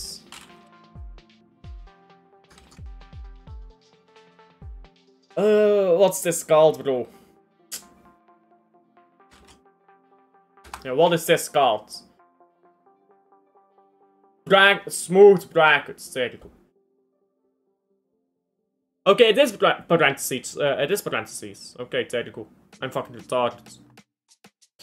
Never mind. My story is not funny anymore. When you have to spend 5 minutes looking something up on Google Translate, it stops being funny, doesn't it? Structure of the story is completely broken now. I need to learn English, bro. I need to learn English, that's what I need to do. It's alright, guys, it's alright. I don't need to speak English. Ik ga gewoon in Nederlands binnen praten, want ik denk dat de helft van de mensen die hierin zit toch geen Engels kan. En de andere helft kan geen Nederlands, you know. Well, dat is Engels. Dat is Engels. Ball backwards now. to Northern Yakurts. Yakurts down the left. And into Zoli's. Zoli's down the right. And up the pitch now, it's not a great ball. Brugge will get onto it, though. It's cut back, not very well. It's won back, though, by Brugge, just headed into the box. Kasper Nielsen gets some petty minutes. Fake language.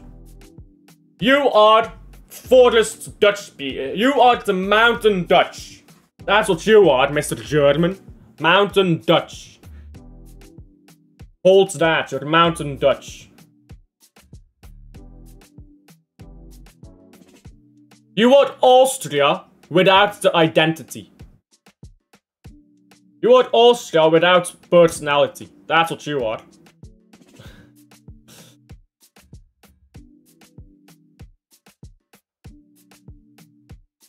You're not black. I'm not gonna finish that joke.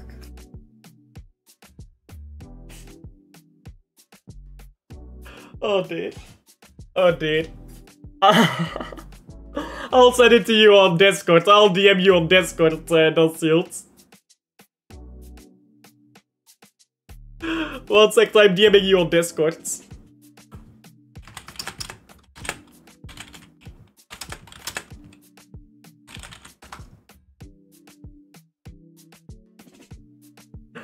Oh, dude. Anyhow, Genk on the ball here. Down the right.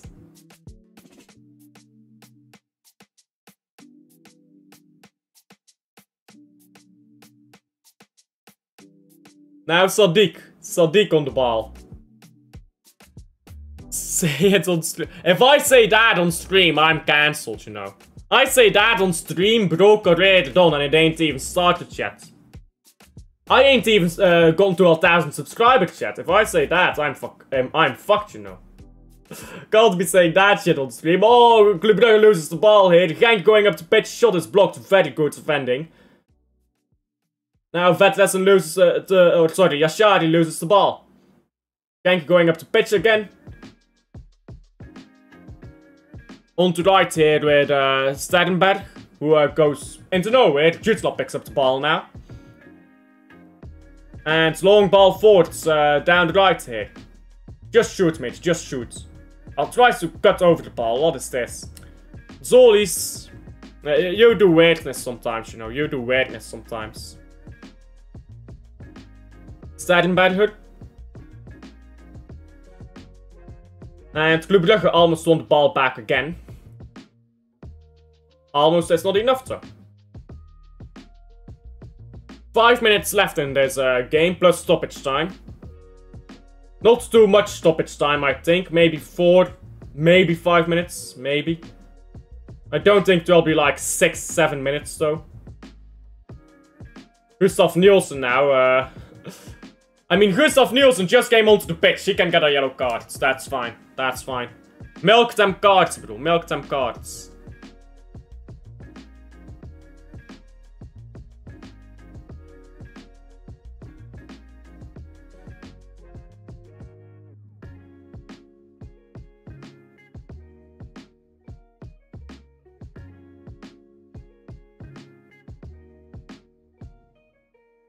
What has happened to Genk last week? Red card and red card today. Zero discipline.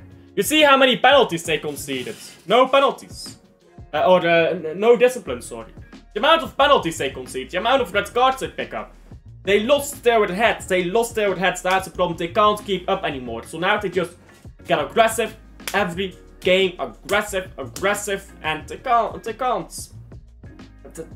They can't compete, so they start fighting. That's what they do, and they can't calm down. They can't catch a break. The moment they get one win again, they'll be going again, but they're not going to be able to get it.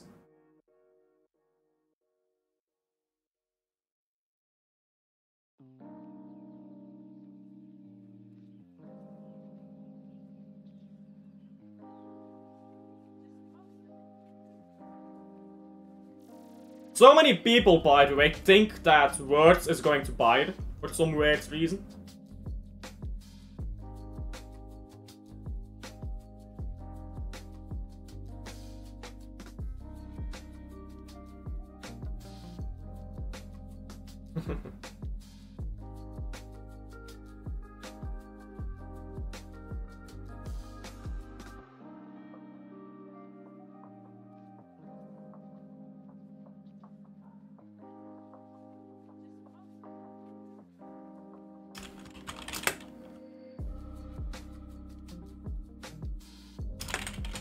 Possible penalty check. Don't take the piss here.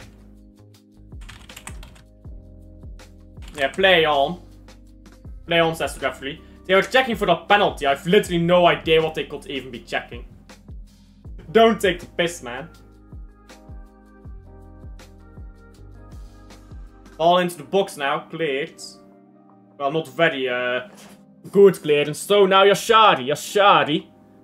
Ball down the left and running up the pitch here. The Zolis. Oh, good ball, Zolis, but Jutsa can't trap it.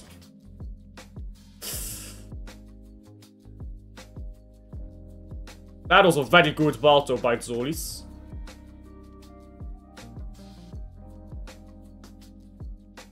Now ball on to the right.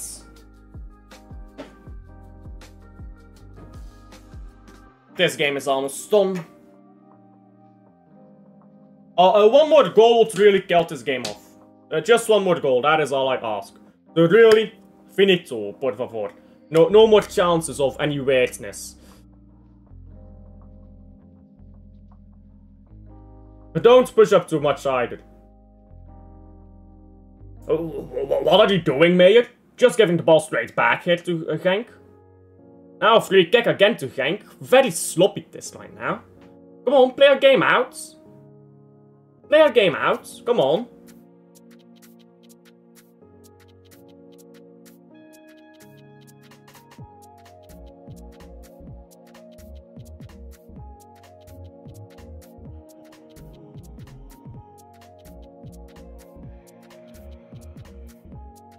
Yeah, it's very sloppy right now, very sloppy, just making foul after foul, losing possession in dumb ways. Very, very immature football this. If you could play a game out, you would have done the title already. Exactly, bro. If we could play a game out, if we could just play a game out comfortably, not make weird mistakes at the end of games. Let's go through it. Let's go through it, yeah? KV Mechelen. That's a win instead of a draw, we're top of the league. Fuck fuck that game, fuck Mechelen. KRC, Genk Club Brugge, regular season. Win that game, 2-0 up, win that game. That's the league. That's top of the league. Then, you go on to Beerschot. Was it Beerschot Club Brugge or Club Brugge Beerschot? I don't remember. Win that game instead of bottling a 2-goal lead. Now you're what? 2 points ahead, I think. 1 or 2 points. Let's say 1 point top of the league. Now you don't bottle against Antwerp. You're like 2-3 points clear of the league. Like what are we doing here? The amount of games you can't play out. Standard Liège. Play that game out properly. No weirdness from Zoli to pick up that second yellow. Now you've got 4 games there that go from draws or losses to wins. Just by basic playing out your games. Which Club Brugge isn't doing. 4 minutes of stoppage time, by the way. Which if we do that, let's say 1.5 points for each of those games. Because like points getting halved. Ball into box now cleared. Let's say 1.5 points for each of those games. Is 4 is 6 points. We will be 6 points more than we are now. And now we are on 49, so 6 points more will be 50. Wait, we are on 49, right? Let me check. Let me double check that. How many points are we on? I believe 49. Yeah, 49, so we will be on 55. We will be on 55. That means we will only need 1 more win. We will only need 1 more win to win the league title. After this game. So just basic ability to play out games. We flagged. Basic ability to score. Think about KA Gent 2-4. Score goals early in that game. You win the game comfortably. And free kick by the way to Genk. And again, we're top of the league right now. These games, Club Brugge only needs 1 point more. That means 1 game where we've drawn or lost. Because, again, if you have a draw, you drop 2 points. Wrong finger. You halve that. You halve that. You have 1 point. 1 point. Tiebreaker is league position in regular season. Club Brugge top of the league. Man of the match.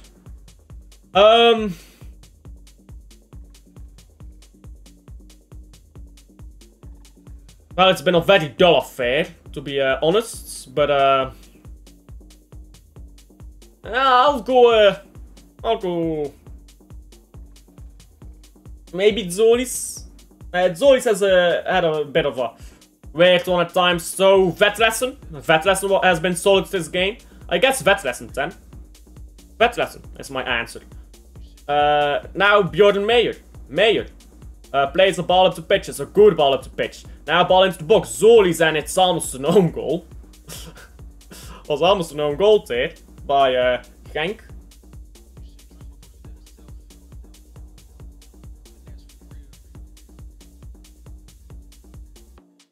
Genk still on the ball. And this game is done. I mean, 20 seconds left in this game. We are not top of the league. That's not what I said. That's got nothing to do with what I said. I said if we had one result where we drew or lost in regular season, changed into a win, we would be top of the league. The amount of games we've bottled this season is unacceptable. Like, 1 game less bottled means you're top of the league. Beerschot. 2 goals up against Beerschot, you draw. 1 goal up in the 85th minute against Mechelen, you draw. 2 goals up against Genk, you draw. A goal up against Neutert Standard, you draw, you lose. But that's not what I'm saying. Listen, I'm not saying that. I am not saying that. Listen to what I say. It's very frustrating when you explain something and people don't listen. I'm not saying that we're top of the league. I'm saying if you flip one result, we will be top of the league. And I'm pointing out all the games where we bottled. That makes us second in the league now. People need to listen when you speak, man. That's so frustrating. Anyhow, what's been frustrating is this game. Well, not this game, but this season. This game, that's been chill. This game's been chill. But we'll call it quits there. 2-0 to Club Brugge. We'll redirect you guys to Luke. I'm going to go eat quickly and I'll see if I can jump on Luke's stream at the end. So, Alfred in chat, guys. And I'll see you guys on the next one. As always, subscribe if you haven't already. Subscribe.